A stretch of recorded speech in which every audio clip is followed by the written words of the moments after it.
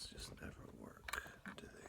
Not even a tripod works. Not even the light works. Hello. So this is going to be the midweek wrap up. I think it's midweek. I don't even know what day of the week it is anymore. I don't even know what date it is anymore. I think we've been in April for about 2 weeks now. The wrap up for April, but I'm not wearing the right quarantine protection, obviously. There, that's better. That's better. I've actually lost my lab coat, so this is going to have to do. It's not actually a lab coat, but it's kind of like a black lab coat.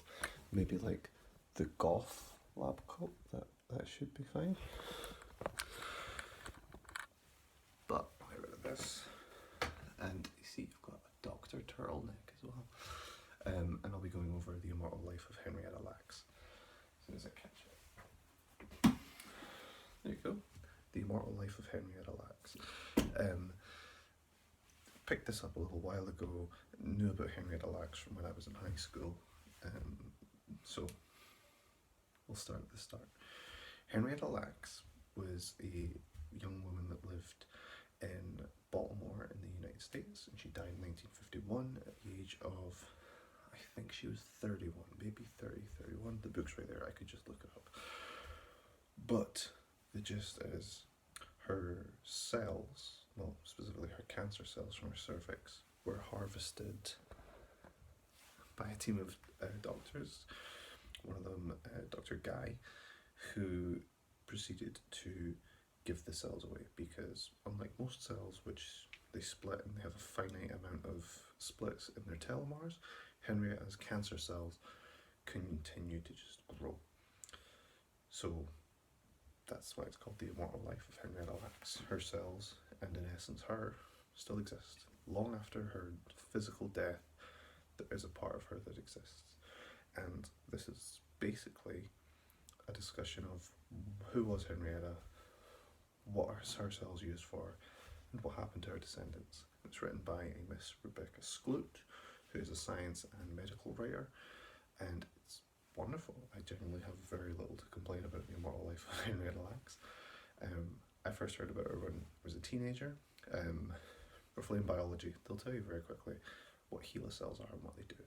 This doesn't go into like the minute details of how they used the cells, but instead it just says they were used most famously, I think, in Jonas Salk's polio vaccine.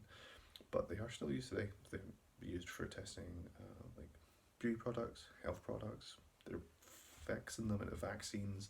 Chances are right now, with the COVID-19 going on, they will be using them to try and figure out some way of engineering a vaccine, which is, I think, at least a year away.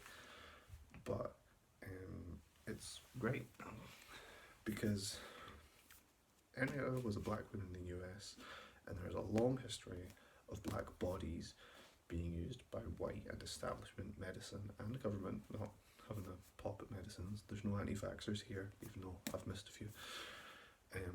But their bodies are just taken and no longer seen as people. There's a really affecting chapter in this where the people doing an autopsy on Henrietta, they notice a part of her that just makes it more real that she was a person. And throughout this you get a real sense of how Henrietta's descendants, particularly her daughter Deborah, have been really badly affected by how everyone has benefited off their mother, but they don't know them. And the family by and large aren't in it for like getting money out of it. They realise that this is a incredibly difficult thing. I think they do deserve some kind of financial payment on it, because everybody in the world has benefited from Henrietta, except for them. They still live in, at least when this was written, they were living on, I don't want to say like abject poverty, but they were definitely poorer. And Rebecca makes a really, really great connection with each and every one of them, and she never speaks down to them. She gives her opinion on what's happening to them. She tells them, point fact, I can only help you so far.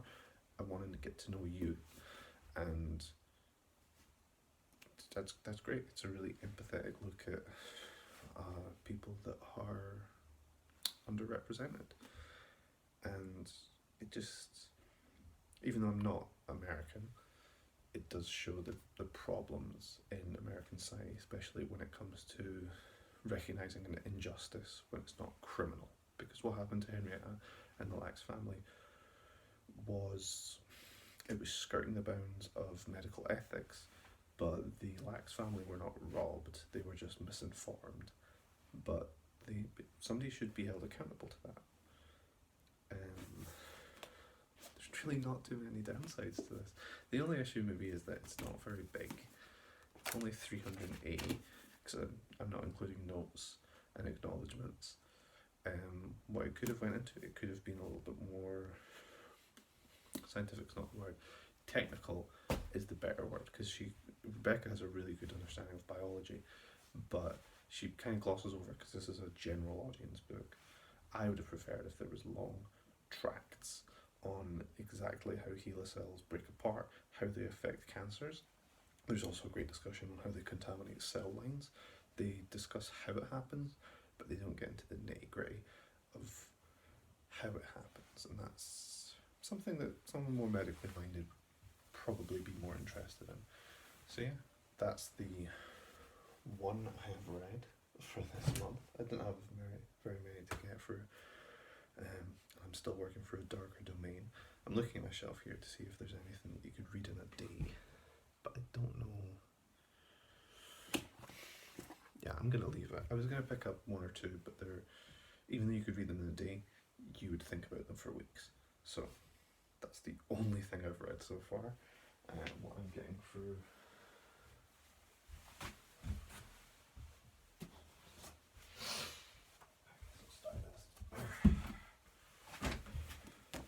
I'm still getting through Darker Domain, and I'll pick up Nocturnal Animals tonight. Coyote Watch. I've read a total of 6 pages since last week.